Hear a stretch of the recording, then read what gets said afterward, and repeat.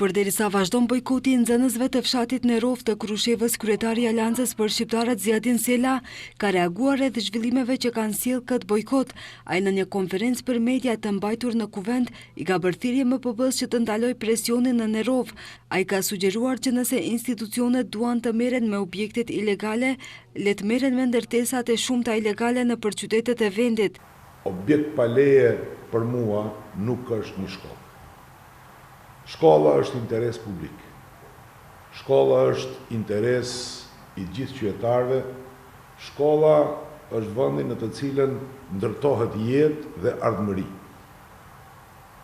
Objekte pa leje dhe të paligjshme janë ato të cilët uzurpojnë prana publike, ato të cilët uzurpojnë rrugë, ato të cilët vështirësojnë përditshmërinë e qytetarëve, ato të cilët krijojnë të fortit brenda komunave dhe qyteteve, dhe të cilët pastaj bashkëjetojnë në një farë forme me institucionet të shtetit dhe me këtë, kjo është forma se si bëhet kapja e shtetit.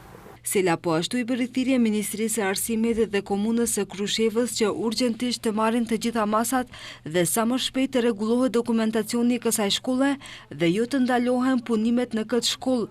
Kujtojmë se në mungesë të kushteve për mësim në shkollën e vjetër, banorët e fshatit Nerov në vitin 2024 filluan me vetë iniciativë dhe me kontributin e tyre ndërtimin e një objekti shkollor për 140 nxënësit shqiptar nga ky fshat. Megjithatë, së fundmi, Inspektorati Ndërtimor i Komunës së Krushevës ka vendosur ndalesë për vazhdimin e punimeve në objektin e ri të shkollës së Nerovës.